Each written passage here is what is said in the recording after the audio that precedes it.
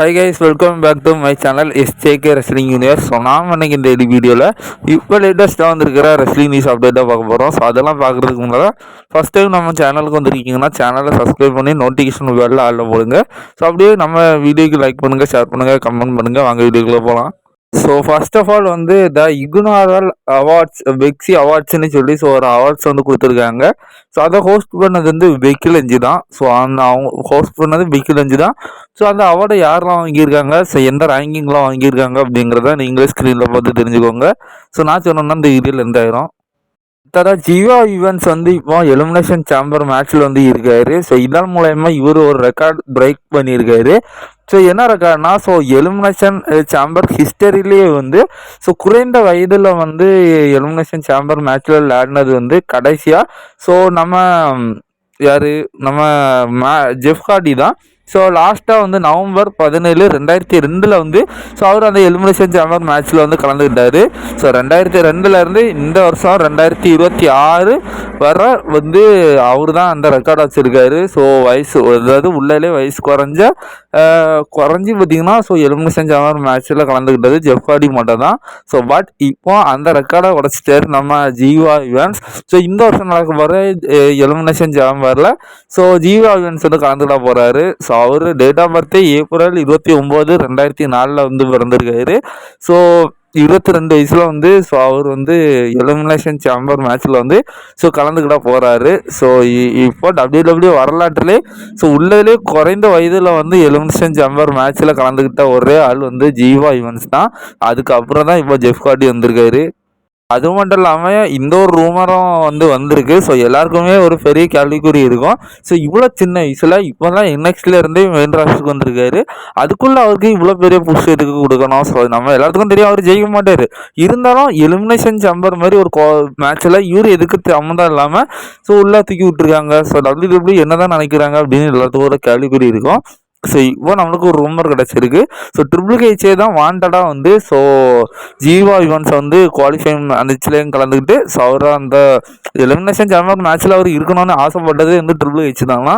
So எதுக்காக அவரை உள்ள தூக்கி போட்டிருக்காங்கன்னா, ஸோ அடுத்த ஒரு மாண்டஸ் போட மாதிரி ஒரு என்டர்டெய்னராக அந்த மேட்ச்சில் கொண்டு போனோம். ஸோ அதாவது அந்த மேட்ச்சுக்குள்ளே மாண்டஸ் ஸ்போர்ட்ஸ் இருக்கார்ல, ஸோ அவர் எலிமினேஷன் சேம்பரில் ஸோ அவர் எந்த மாதிரிலாம் சாகசங்களை பண்ணுவாரோ ஸோ அதேமாரி இந்த வருஷம் ஸோ எலிமினேஷன் சேம்பரில் ஸோ ஜீவா ஈவென்ட்ஸ் ஒரு ஹை ஃப்ளையில் வேறு லெவலில் பண்ணார். சாரி, அந்த எலிமினேஷன் சேம்பர் கூண்டுக்குள்ளே மேலேருந்து தாவுறது, ஸோ நிறைய விஷயங்கள்லாம் ஹை ஃப்ளை மூவ்ஸாலாம் யூஸ் பண்ணுறதுக்கு ஸோ அவரோட டேலண்ட்ஸே நல்லா காணிக்கணும். ஸோ ஃபேன்ஸை வேறு லெவலில் என்டர்டெயின் பண்ணணுங்கிற ஒரு காரணத்துக்காக ஸோ ட்ரிபிள் ஹெச்ஏ வாண்டடாக ஜீவா ஈவென்ட்ஸ் உள்ள தூக்கி போட்டிருக்காரு அப்படிங்கிற மாதிரி இப்போ ரூமர் பார்த்தீங்கன்னா கிடச்சிருக்கு. ஸோ இது மட்டும் உண்மையாக இருந்துச்சுன்னா கண்டிப்பாக ஃபியூச்சரில் ஸோ ஜீவா ஈவென்ட்ஸ் தரமாயிடுவார். இருக்க ஸ்பீடாக பார்த்தா இன்னொரு 2 வருஷத்துக்குள்ளே ஜீவா ஈவென்ட்ஸ் வேர்ல்டு டைட்டில் ஜெயிச்சா கூட ஆச்சரியப்படுறதுக்கு கிடையாது. ஏன்னா ட்ரிபிள் ஹெச் அவ்வளோ சீக்கிரமாக ஒரு விஷயத்த நினைக்க மாட்டார். ஸோ அவரே இவனுக்கு நல்ல தரமாக இருக்குது, ஸோ இவனால் ஒரு சில பலன் இருக்குது அப்படின்ட்டு ஸோ அவருக்கு இவ்வளோ வாய்ப்பு கொடுக்குறாருன்னா கண்டிப்பாக இவர் பொழைச்சிக்குவார் WWE. அதான் ரீசெண்ட் டைமில் நடந்த மண்டே நைட் ராய்க்கு ஸோ நம்ம ரூசோ அவருடைய ஓல்டு டிஷர்ட்டை ஒன்றும் போட்டிருந்துருப்பாரு. ஸோ இதுக்கு ஏதாவது பின் காரணம் இருக்குமான்னு தெரியல. ஸோ ஸோ ரூசோ அந்த பழைய ரூசோ கொண்டு வர போகிறாரா, ஸோ லேனாவும் திரும்ப ஸோ இவங்க 2 பேரும் அவங்களோட அந்த ரஷ்யன் கிம்மிக் இருக்குல்ல, ஸோ அதை திரும்ப கொண்டு வர போகிறாங்களான்னு தெரில. ஸோ பார்க்கலாம். ஏன்னா ஏதோ டீஸ் பண்ண மாதிரி தான் இருக்குது. ஏன்னா அந்த சட்டப்பட்டுனா கலத்தி விட்டு அதை காமிச்ச மாதிரி இருக்குது. ஸோ தெரில, ஹாப்பி ரூசோ டே. ஸோ அந்த தீம் சாங்கு ஸோ அவர் அந்த டைமில் அதோட அவராக வேறு. ஸோ எவ்வளோ பெரிய ஆளாக இருந்தாலும் ரூசோ உள்ளவங்க ஸோ அவருக்கு ஒரு இதை பண்ணுவார். ஸோ அந்த மாதிரி இருக்குது. தெரில அவர் வருவாரான்னு தெரில. ஸோ அந்த மாதிரி டீஸ் பண்ணியிருக்காங்க. அடுத்ததாக ரீசெண்ட் டைமில் MJF ஒரு இன்டர்வியூ வந்திருக்காரு. ஸோ அதில் அவரோட ஃபியூச்சர் ரெஸ்லிங்கை பற்றி பேசியிருக்காரு. ஸோ அதாவது அவருக்கு இப்போ 29 வயசு ஆகுதான். ஸோ ஆனால் அவர் இன்னும் 20 to 30 வருஷத்துக்கு தொடர்ந்து ரெசல்ட் பண்ண போகிறேன் அப்படிங்கிற மாதிரி சொல்லியிருக்காரு. அதாவது அவருக்கு இப்போ 30 வயசு. ஸோ இன்னும் 20 வருஷம் ஆனாலே அவருக்கு 50 வயசு ஆயிரும். பட் அவர் 20 to 30 வருஷம் சொல்லியிருக்காரு. அப்படி பார்த்தா குறைஞ்சது அவர் 50 வருஷத்துலேருந்து ஸோ அதாவது அவரோட 50 வயசுலேருந்து 60 வயசு வரைக்கும் அவர் ரெசல்ட் பண்ணுறதுக்கு வாய்ப்புகள் இருக்குது அப்படிங்கிற மாதிரி சொல்லியிருக்காரு.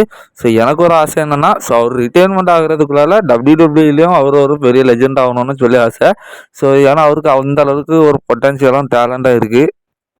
ஸோ அடுத்ததாக முன்னாள் UFC ஃபைட்டரும் முன்னாள் WWE ரெஸ்லருமான கேன் வெலாஸ்கர் இப்போ ஜெயிலில் இருந்து திரும்ப வெளியே வந்துட்டாரு. அதாவது அவருக்கு இதுக்கு முன்னே வந்து ஒரு கொலை கேஸு வந்து இருந்துச்சு. ஸோ ஒரு தரம் மர்டர் போன காரணத்தினால அவருக்கு வந்து கேஸ் போட்டு உள்ள தள்ளினாங்க. ஸோ இப்போ வந்து அவர் வெளியே வந்திருக்காரு. அடுத்ததாக வந்து நம்ம லோகான் பால் ஒரு இன்டர்வியூல இருந்திருக்காரு. ஸோ அந்த இன்டர்வியூல அவர் என்ன சொல்லியிருக்காருன்னா, இப்போ அவரோட சரௌண்டிங்லேயும் சரி, ஸோ டபிள்யூடபிள்யூலையும், ஸோ அதாவது அவரோட சுற்று வட்டாரத்தில் இப்போ வந்து பேட் பனி விசஸ் லோகன் பாலுக்கான மேட்ச் வந்து நடக்கிறது மாதிரி பிளான்ஸ் வந்து போயிட்டு இருக்கு அப்படிங்கிற மாதிரி சொல்லியிருக்காரு. ஸோ அது டபிள்யூடபிள்யூ பிளான் பண்ணுறாங்கன்னு அவர் சொல்ல வரல. ஸோ அதாவது அப்படியே ஒன்றும் போயிட்டு இருக்கு அப்படிங்கிற மாதிரி சொல்லியிருக்காரு. அது மட்டும் இல்லாமல் ரூமராகவும் கிடச்சிருக்கு. ஸோ இந்த வருஷம் ரெசல்மேனியாவில் லோகன் பால் விசஸ் பேட் பனிக்கான மேட்ச் நடக்கிறதுக்கு வாய்ப்புகள் இருக்குது அப்படிங்கிறது மாதிரியும் சொல்லப்படுது. ஸோ மேபி நடக்கலாம்.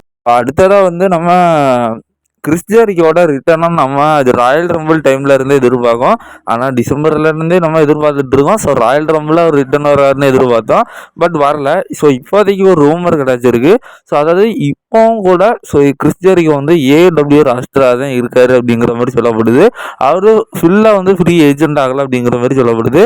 ஸோ என்ன காரணம் அப்படின்னு கேட்டிங்கன்னா, ஸோ ஏடபிள்யூட இல்லை கிறிஸ் ஜெரிக்கோட ஏடபிள்யூ கான்ட்ராக்ட் வந்து ஸோ 2025 எண்டு வரைக்கும் இருந்திருக்கு. பட் அதுலேயே சில நாட்கள் எண்டிங்கில் கொஞ்ச நாள் வந்து வரல.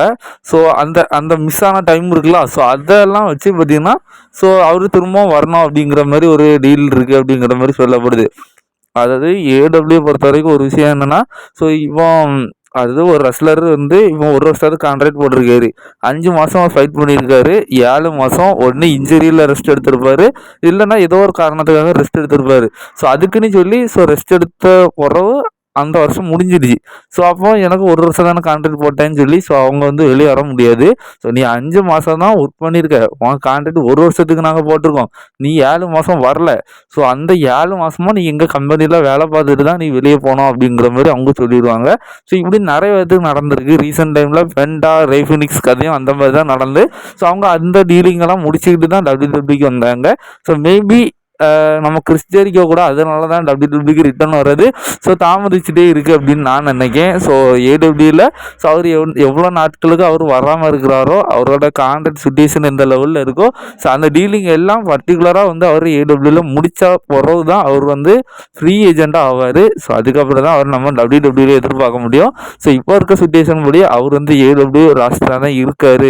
ஸோ காரணம் அவர் வந்து 2025 வரைக்கும் கான்ட்ராக்ட் இருக்குன்னா, ஸோ அதிலே அவர் நிறைய நாள் வந்து ஏடபிள்யூல இல்லை. ஸோ அந்த காரணத்தினால அவர் எத்தனை நாட்களுக்கு ஸோ அவர் ஏடபிள்யூல இல்லையோ ஸோ அத்தனை நாட்களுக்கு ஸோ அவர் வந்து அந்த ஒர்க்கை வந்து ஏடபிள்யூல பண்ணி கொடுத்துட்டு தான் ஃப்ரீ ஏஜெண்ட் ஆகணும் அப்படிங்கிற ஒரு சுச்சுவேஷனில் இப்போ கிறிஸ் ஜெரிக்கோ இருக்கிறதாட்டு ரூமர் கிடச்சிருக்கு. ஸோ அடுத்ததான் நம்ம இப்போ மெயின் நியூஸ்க்கு வந்துட்டோம். ஸோ அதெல்லாம் பார்க்குறதுக்கு முன்னால் இன்னும் நீங்கள் நம்ம சேனலை சப்ஸ்கிரைப் பண்ணலன்னு பண்ணிக்கோங்க, நோட்டிஃபிகேஷன் பெல்லே ஆளில் போடுங்க. ஸோ இப்போ நம்ம மெயின் நியூஸில் எந்த நியூஸாக பார்க்க போகிறோன்னா, ஸோ டபிள்யூடபிள்யூ வந்து கிளாஸ் இன் இட்டாலி வந்து நடத்த போகிறாங்க. ஸோ அதாவது இப்போ இந்த Clash in Paris, Clash in என்னெல்லாம் நடக்கலாம், ஒவ்வொரு நாட்டில் போய் அந்த ஷோ நடத்துகிறாங்கன்னா Clash in Paris, Clash in எந்த நாட்டில் நடக்குதோ அந்த மாதிரி வைக்கிறாங்க. ஸோ இந்த வருஷம் வந்து கிளாஸ் இன் இத்தாலி நாட்டில் வந்து நடத்த போகிறாங்க. ஸோ அதுக்கான டேட்டும் அஃபீஷியலாக இருக்குது. 31 மே மாதம் 2026 அன்னைக்கு ஸோ இட்டாலியில் வந்து கிளாஸ் இன் இட்டாலி வந்து நடக்க போகுது. ஸோ இப்படியே ஒரு நாட்டிலே பண்ணிகிட்டு இருக்குது. Class in America, class in Japan, class in China, class in India. So இந்த மாதிரிலாம் ஒரு நாட்டில் நடத்துவாங்க போல். ஸோ இந்தியாவில் கிளாஸ் இன் இந்தியான்னு நடக்க வாய்ப்பில்லை. ஆனால் அந்த கிளாஸ் இன் பாரிஸ் அந்த மாதிரி அந்த அந்த பேப்பர் வந்து ரொம்ப பெருசாக வந்து நடத்துவாங்க. அந்த நாட்டையே ஒருக்கான நடந்த ஒரு பெரிய பேப்பரி வந்து அது கருதுறாங்க. ஒரு நாட்டில் உள்ள ஒரு மேஜர் பேப்பரியோ அது வந்து நடத்துகிறாங்க. ஒரு வருஷத்துக்கு ஒருக்கா அந்த கிளாஸ் இன் பாரிஸ், கிளாஸ் இன் இட்டாலிங்கிறத ஒரு நாட்டில் நடத்துகிறாங்க. ஸோ நம்ம நாட்டுக்கு வருதான்னு தெரில, வெயிட் பண்ணி பார்க்கணும். ஸோ இப்போ இந்த வருஷம் வந்து இத்தாலியில் நடக்க போகுது 31 மே மாதம் 2026. ஸோ கண்டிப்பாக இது ஒரு பெரிய லெவலில் இருக்கும் அப்படிங்கிறதுல எந்த ஒரு மாற்று கருத்தும் கிடையாது.